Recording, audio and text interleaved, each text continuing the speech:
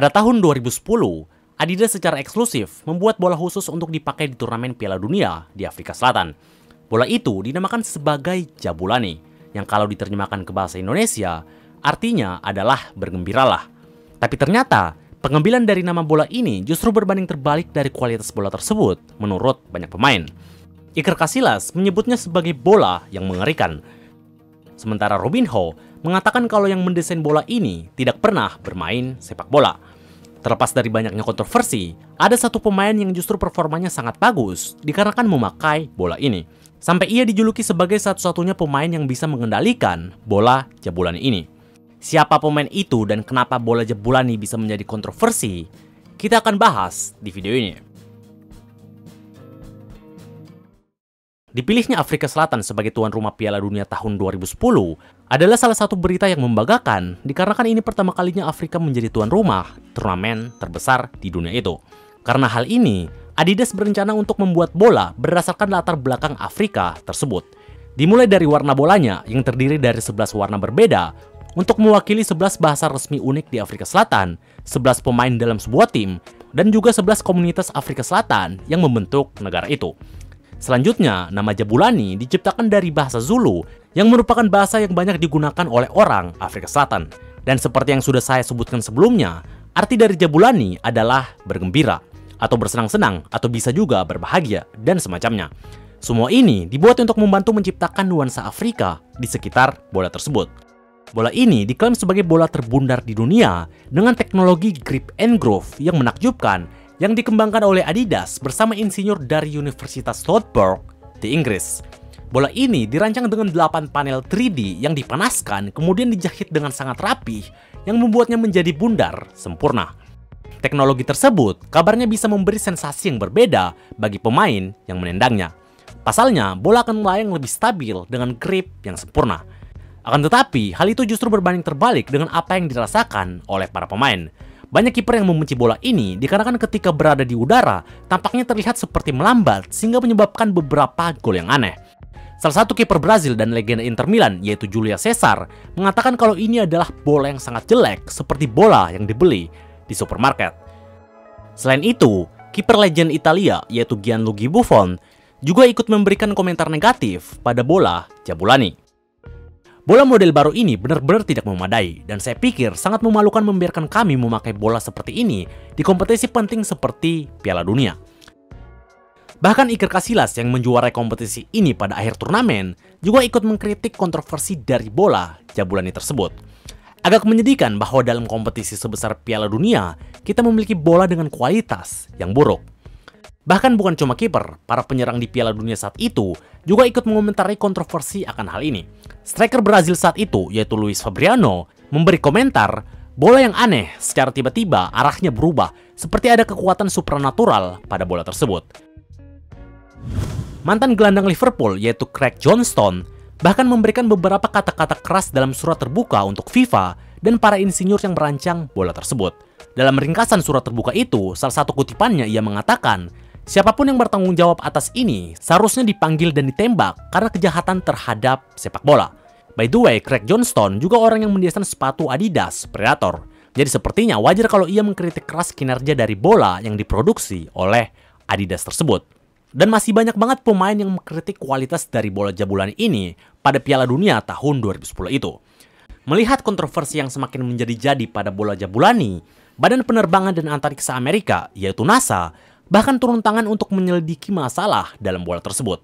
NASA mengambil 2 bola sampel sebagai bentuk penelitian. Yang satu adalah bola dari Piala Dunia tahun 2006, dan yang satunya adalah bola Jabulani di tahun 2010.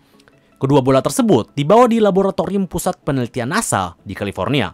Hal ini guna meneliti apakah benar masalah yang dialami para pemain yang menyebutkan mekanisme bola yang jelek terutama saat berada di udara.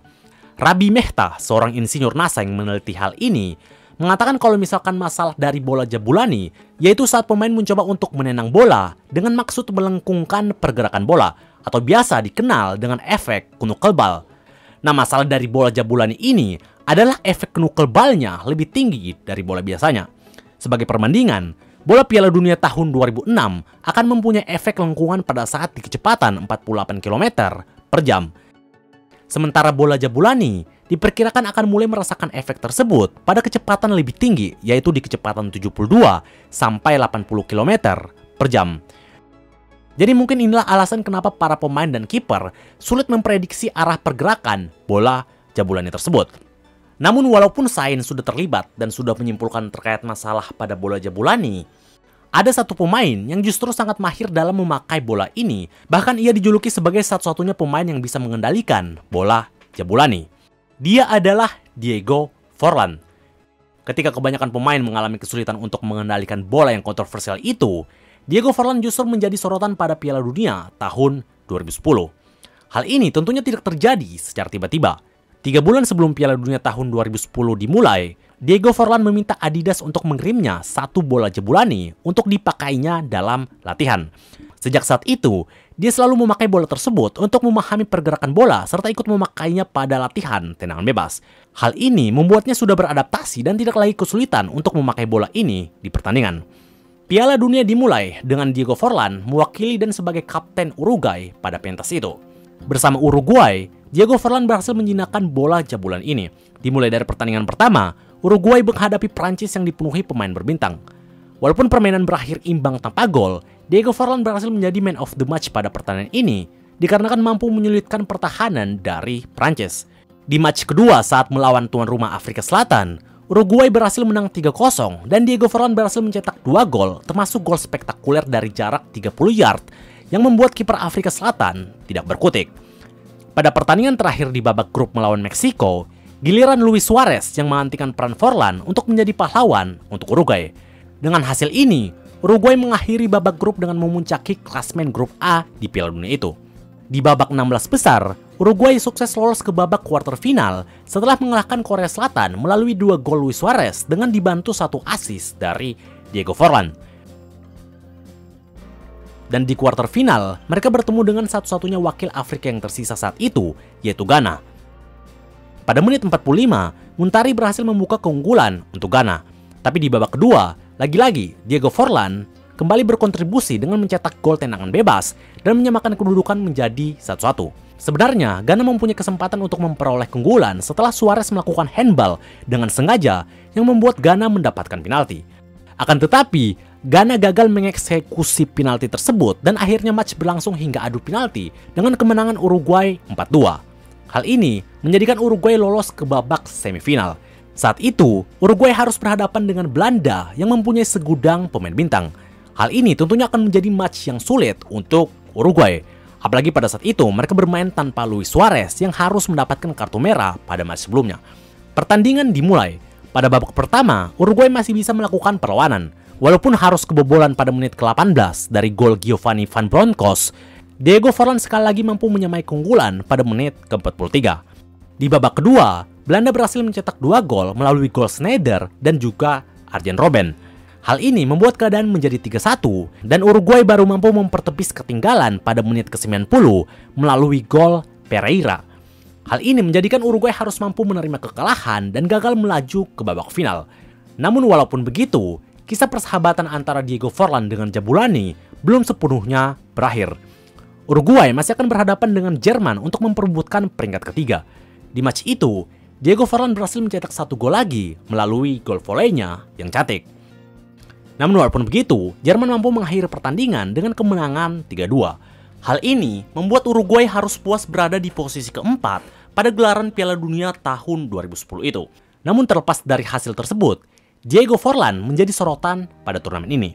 Terlepas dari kontroversi dari bola Jabulani, saya pikir tidak berlebihan jika kita mengatakan Diego Forlán adalah satu-satunya pemain yang bisa mengendalikan bola Jabulani ini. 5 golnya yang semuanya bisa dibilang gol spektakuler membawanya mendapatkan Golden Ball atau pemain terbaik di Piala Dunia tahun 2010 itu. Selain itu, gol voleynya saat melawan Jerman juga dipilih sebagai gol terbaik pada turnamen yang digelar di Afrika Selatan itu. Pencapaian ini membuktikan kalau misalkan dia benar-benar memahami bagaimana cara memakai bola Jabulani yang kontroversial ini.